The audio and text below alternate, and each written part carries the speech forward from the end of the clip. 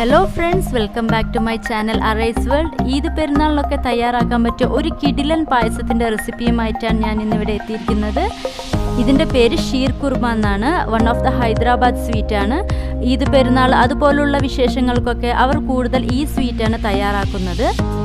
ഈ റെസിപ്പി എങ്ങനെ തയ്യാറാക്കാൻ നോക്കുന്നതിന് മുന്നേ എൻ്റെ ചാനൽ ഒന്ന് സബ്സ്ക്രൈബ് ചെയ്തേക്കണേ. തൊട്ടടുത്തുള്ള ബെല്ലൈക്കൺ കൂടെ ഒന്ന് ക്ലിക്ക് ചെയ്യണം. എങ്കിൽ മാത്രമേ ഞാൻ ഇടുന്ന ന്യൂ വീഡിയോസ് നിങ്ങൾക്ക് നോട്ടിഫിക്കേഷനായിട്ട് വരുള്ളൂ കേട്ടോ. വീഡിയോയിലോട്ട് പോവാം. അപ്പോൾ ഈ sheerkhurma തയ്യാറാക്കാൻ വേണ്ടത് ആദ്യം കുറേ ഡ്രൈ ഫ്രൂട്ട്സ് ആണ്. ഞാനിവിടെ ബദാം, പിസ്ത, കാഷ്യൂ, ഡേറ്റ്സ്, ഗ്രേപ്സ് എല്ലാം എടുത്തിട്ടുണ്ട്. പിന്നെ നമുക്ക് വേണ്ടത് സേമിയ ആണ്. ഇതുപോലുള്ള നൈസ് സേമിയ വാങ്ങിക്കാൻ നിങ്ങളൊന്ന് പ്രത്യേകം ശ്രദ്ധിക്കണം കേട്ടോ. അതിനുശേഷം ഞാൻ എടുക്കുന്നത് കുറച്ച് ഏലക്കയുടെ പൊടിയാണ്.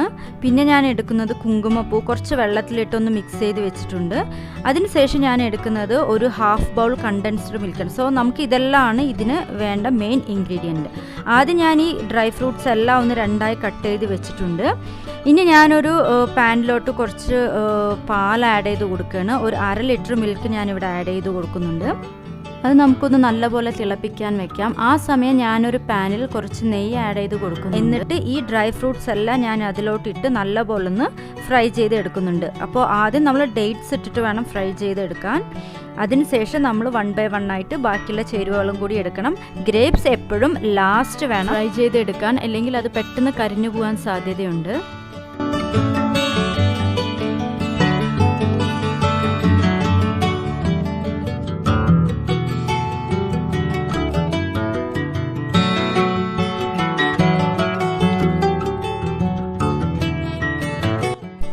ഇവിടെ ഇപ്പോൾ ഡ്രൈ ഫ്രൂട്ട്സ് നല്ലപോലെ റോസ്റ്റായി കഴിഞ്ഞു. പാലും അതുപോലെ തന്നെ തിളച്ച് കഴിഞ്ഞു.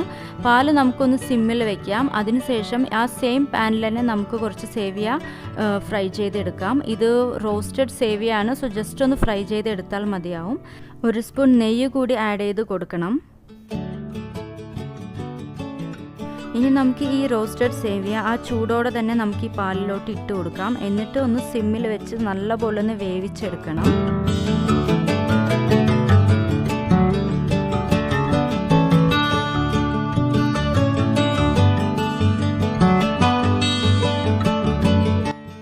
പാലിവിടെ നല്ലപോലെ തിളച്ചു കഴിഞ്ഞു. സേവിയ വെന്തിട്ടുണ്ട്. ഇനി നമുക്ക് ഇതിലോട്ട് ഡ്രൈ ഫ്രൂട്ട്സ് ആഡ് ചെയ്ത് കൊടുക്കാം.